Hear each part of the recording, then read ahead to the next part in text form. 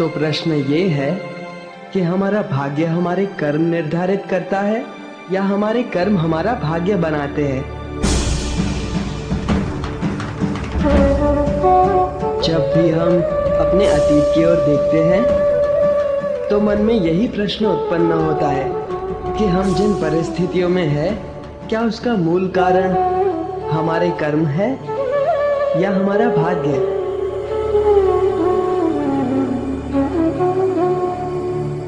किंतु कर्म और भाग्य एक दूसरे से पृथक नहीं है,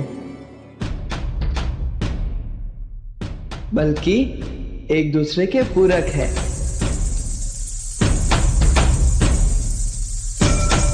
कर्म से भाग्य निर्धारित होता है और जो भाग्य हम अपने कर्म से अर्जित करते हैं वही भविष्य के कर्मों का आधार बनता है।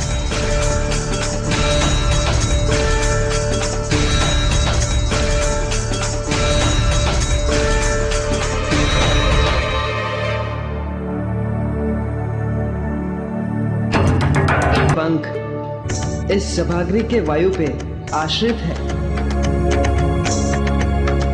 आप सभी की श्वास इसकी दिशा परिवर्तित कर सकती है।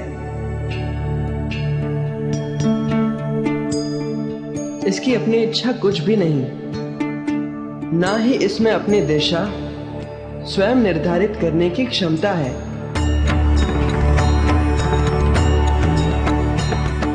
उड़ते उड़ते कीचड़ में गिर जाना इस पंख का भाग्य हो सकता है,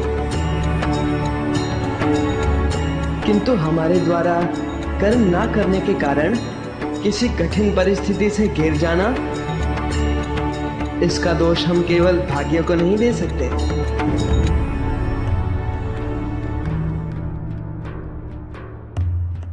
क्योंकि हमें अपने विवेक से कर्म करने की क्षमता प्राप्त है।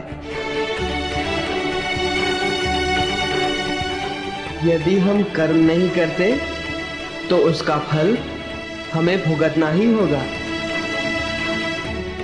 भाग्य प्रबल हो तो वो हमारे कर्मों को प्रभावित करता है,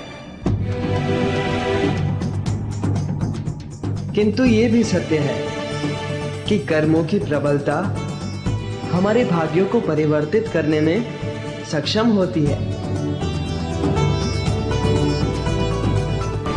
किस मार्ग का चयन करना है ये केवल हम पे निर्भर करता है।